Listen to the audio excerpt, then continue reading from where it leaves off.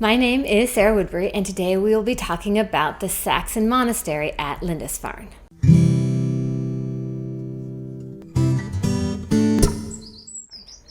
So what's so special about Lindisfarne?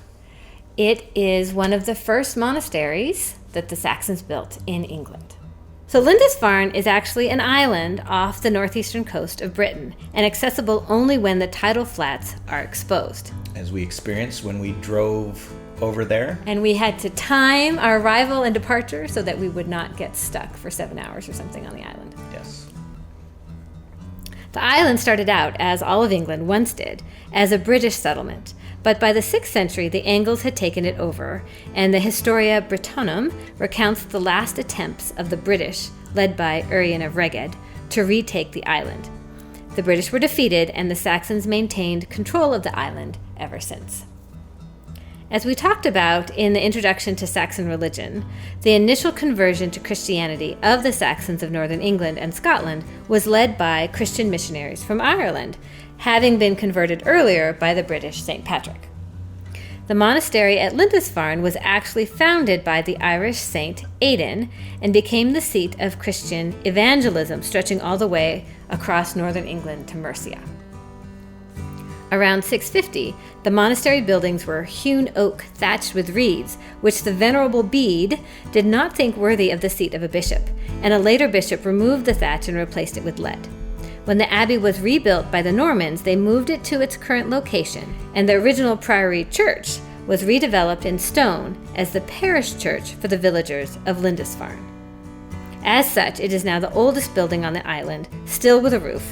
That's an important qualification there. Yeah, there's a lot of roofless buildings. That's right. And include a chancel wall and arch.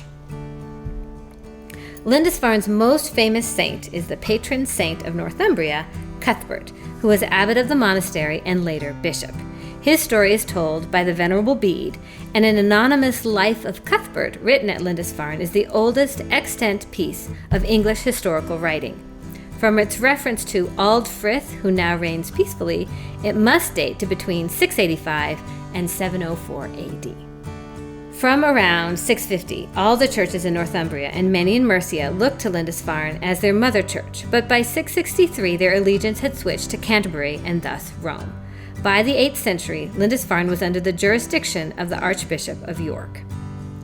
In addition to the origins of Cuthbert, Lindisfarne is also the source of the oldest surviving Old English copy of the Gospels, meaning Matthew, Mark, Luke, and John, and an illuminated manuscript written in the 8th century called the Lindisfarne Gospels.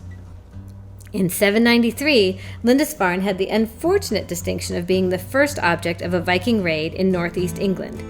As the Anglo-Saxon Chronicle states, "In this year, fierce foreboding omens came over the land of the Northumbrians, and the wretched people shook. There were excessive whirlwinds, lightning, and fiery dragons were seen flying in the sky. These signs were followed by great famine, and a little after those, that same year, the ravaging of wretched heathen men destroyed God's church at Lindisfarne."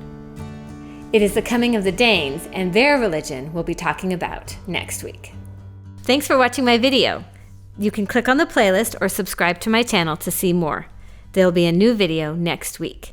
If you want to check out my books, click on the link to my webpage.